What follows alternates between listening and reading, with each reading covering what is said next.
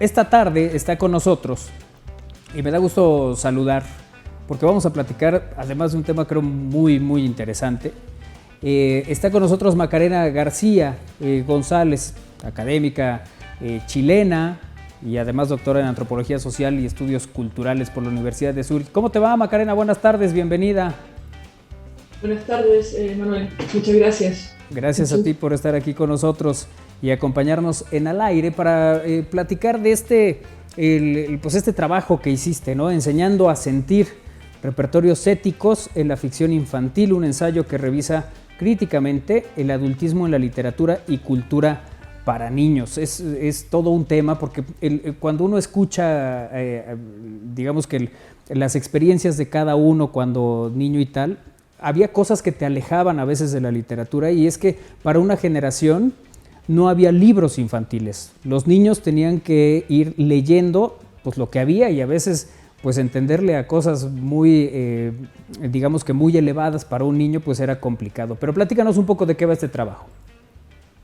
Este es un libro que reúne mis investigaciones por los últimos, yo diría, 6 años, 5 años, sobre literatura infantil y sobre ficción infantil, también tratando, de pronto a veces no sirve tanto hacer la diferencia entre lo que es literatura y lo que podrían ser artes narrativas, el cine, ¿no? O tendríamos que pensar más en esas conexiones.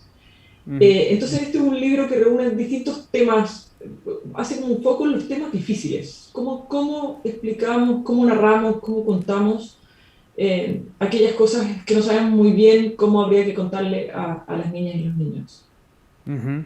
En principio, ¿no? Y además todo lo que encuentras ahí en estos capítulos de Enseñando a Sentir, que vienen con temas muy puntuales, ¿no? Muerte, duelo, migración, xenofobia, entre otras cosas. Sí, voy entrando ¿Sí? en cada capítulo es como un tema distinto y voy entrando a distintos temas. Los que tú mencionabas, hay bastante sobre muerte, porque en el último tiempo ha habido mucho interés en usar los libros infantiles como una forma de explicar la muerte, ¿no? De alguna forma hemos ido perdiendo ciertas explicaciones que antes se daban en el marco de la religión, y empieza a aparecer como una necesidad de poder explicar la muerte, incluso mucho como qué pasa con los cuerpos. Entonces va apareciendo ese tema, y porque van ido apareciendo en el último tiempo muchos libros ilustrados, con una ilustración muy rica, con imágenes muy ricas que se tratan de hacer cargo y de poder ampliar las posibles referencias y ampliar la semiótica con la que se habla de ciertos temas, ¿no? Ciertos temas especialmente difíciles, como también el que mencionabas tú, xenofobia, incluso todo lo que tiene que ver con el mundo de lo emocional. Por eso el libro se llama Enseñando a Sentir, tiene que ver con esta tensión hacia lo emocional, o esos cruces entre las emociones, entre lo que se explica como emociones y cómo eso aparece en la literatura para los chicos y las chicas. También, bueno, hay también otros temas, como por ejemplo el género, que también ha sido un tema cada vez más urgente de tratar. Y que además todos estos, pues al final se vuelven responsabilidad de quien lo escribe, ¿no? O sea, me parece que por ahí la óptica es interesante. Finalmente los adultos, pues somos los que escribimos para niños, ¿no? Claro, bueno, ese es un tema, desde las personas que estudiamos la literatura infantil, es un tema bien difícil de tratar ese, porque decimos literatura infantil como si perteneciese, ¿no? A los niños y las niñas, pero casi nunca estamos hablando de los textos que ellos escriben, o estamos hablando incluso de lo que ellos preferirían leer, sino que siempre estamos enfocándonos más que nada en lo que se produce para niñas y niños, lo que se recomienda para niños y niñas, también desde ciertas instituciones, ¿no? Y está ahí, siempre hay esa tensión, ¿no? Y entonces cuando se dice, como por ejemplo, los niños no leen, o hoy en día las nuevas generaciones no leen, también es una mirada bastante, hay una tensión generacional en eso, ¿no? Hay ciertas cosas que se van a tomar como que son lectura y otras no. Hay una idea de que ciertas cosas son las que se tienen que leer y no otras, y no nos hemos puesto a pensar. Creo que culturalmente nos hemos puesto muy poco a pensar en si nuestro orden cultural es más bien adultista, ¿no? Orientado O sea, que más bien somos los adultos los que estamos siempre decidiendo qué vale y qué no vale, ¿no? Qué es apropiado y qué no es apropiado. Ujú, ujú. Sí, al final con todo esto que nos vas platicando y que vamos observando y encontrando en el libro, pues hay cosas, me queda claro, a revisar. ¿Qué es lo que te lleva a hacer este trabajo, Macarena? ¿Dónde viene ese momento de decir, a ver, hay que poner atención a esto, esto y esto, y empieza todo este trabajo? Yo diría que viene, en un principio viene de mi interés en los estudios culturales y ahí ir viendo, en el fondo me interesa cómo ciertos discursos sociales son los que circulan y que se vuelven más hegemónicos o que se instalan, ¿no? Y cómo es que hay ciertas cosas que nos parecen naturales, por decirlo así, ¿no? O nos parece que así es como tienen que ser las cosas. ¿Cómo es que se produce esa idea de un sentido común? Y me parece que cuando uno va mirando qué va pasando con con la infancia, ¿no? Con aquello que pensamos que es bueno para los niños y las niñas, y por ende, cuando nos ponemos de acuerdo, y pensamos que nos ponemos de acuerdo, porque siempre tenemos esta cosa, que cuando estamos hablando de niños y niñas, siempre tenemos la idea de que todos tenemos que estar de acuerdo porque hay algo que es obviamente bueno para ellos y que supuestamente no vamos a entrar en conflicto al respecto, ¿no? La niñez primero, ¿no? Como que pareciera que es bastante obvio. Ujú. Entonces me interesa mucho ir mirando cómo en la literatura, sobre todo porque me interesa mucho la literatura, y la literatura es un espacio de conflicto y de disidencia, no es un espacio de consenso, ¿no? Entonces, ¿cómo es que cierta literatura es la que empieza a usar ese lugar de consenso? O cómo cuando hablamos de las artes para la infancia, tenemos esa cosa, esa fuerza conservadora que nos hace pensar que todos deberíamos estar de acuerdo en lo que es bueno, ¿no? Entonces, bueno, de ahí surge ese interés de ir mirando. Por eso el libro tiene este subtítulo, Repertorios, ¿no? Es un interés de ir mirando los repertorios, cuáles son las historias posibles y cuáles son las que no se cuentan, cuáles van a quedar fuera, ¿no? Cuáles dejamos que circulen, cuáles vamos a publicar, cuáles vamos a recomendar, cuáles vamos a leer y cuáles nos van a parecer que no tienen espacio, ¿no? Y qué pasa cuando rompemos esa lógica también, ¿no? Ujú, ujú. Y tú, en tu experiencia cuando niña, ¿qué leías?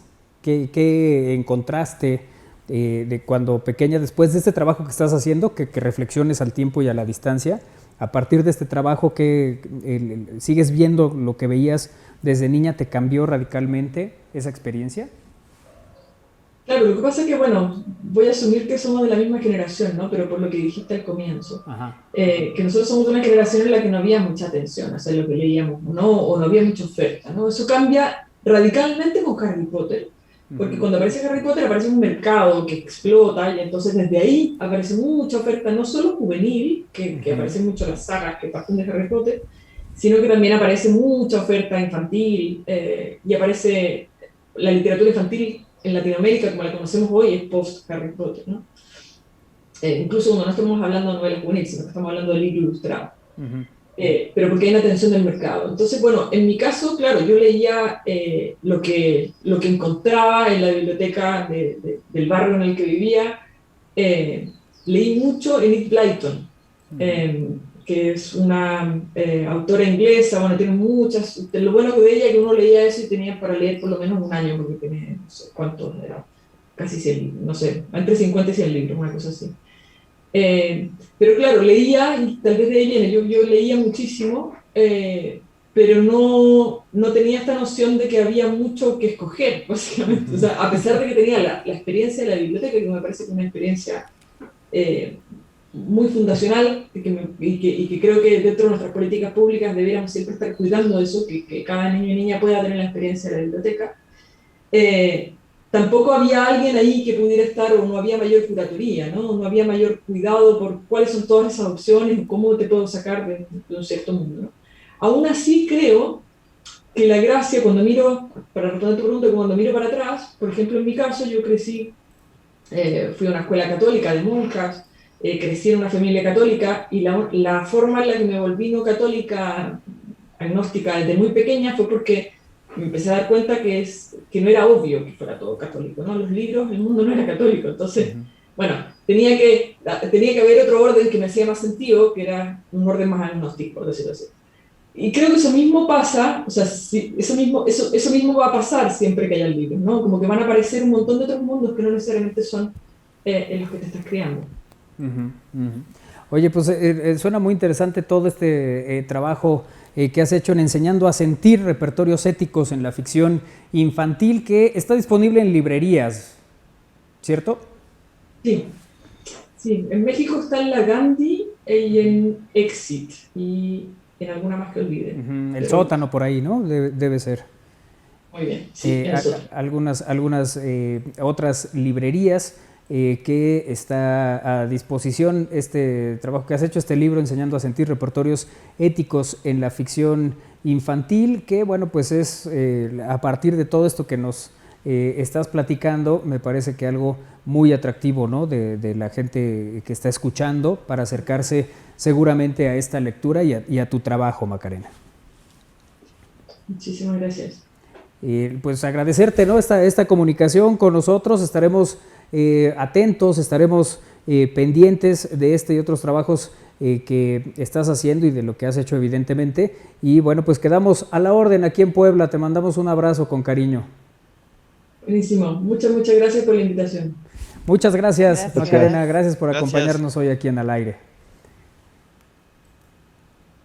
Bueno, pues ahí está esta charla que hemos tenido con Macarena García González, con este libro Enseñando a Sentir, repertorios éticos en la ficción infantil, que es disponible en las librerías, ¿no? De los lugares donde un poco ya platicamos y ya mencionamos, y esta parte que hablábamos al inicio, ¿no? Que le planteaba un poco, porque pues, sí, seguramente Macarena es más joven que nosotros, cuando menos de 3 de la pantalla.